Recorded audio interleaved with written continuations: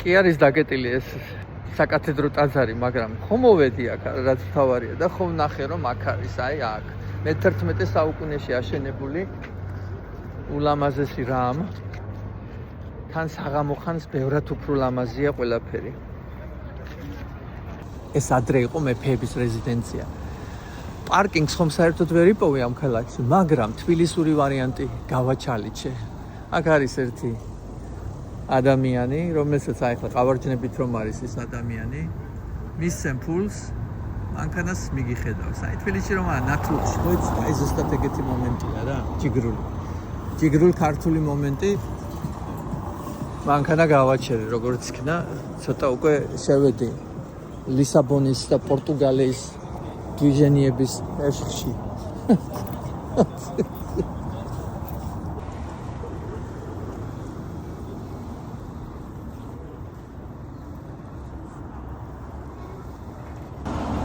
უძრავი ქონება ლისაბონში. ესეც ლამაზია. ოკეანეზე გამოვედი. ულამაზესი მოედანია. ულამაზესი შენობებით. მაგრამ უკვე ისეთი დაღლილი ვარ, რომ ოკეანე კი არა, რა ვიცი. მთელი კონტინენტი რო დავინახო, მაინც უკვე ძალა აღარ მაქვს. აქ ლუდის მუზეუმია. არ მაინტერესებს ლუდი. თან ახლა პორტუგალიის ლუდი არ ვიცი მე, ლუდი ვიცი გერმანული და ჩეხური. მაგრამ ლამაზია.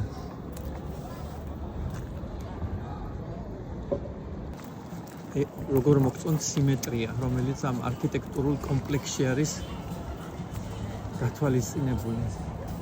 სიმეტრიული შენობები ერთად ქმნიან გეომეტრიულ სრულყოფას.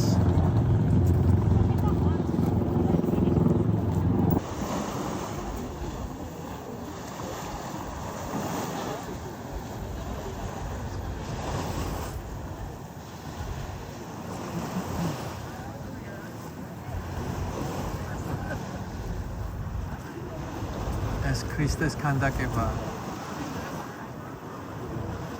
ფადო არის პორტუგალიური ფოლკლორული მუსიკა.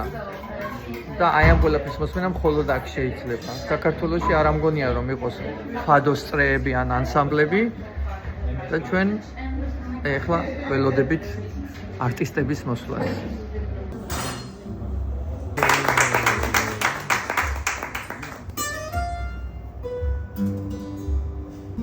Fama vai revelando monumento de saudade.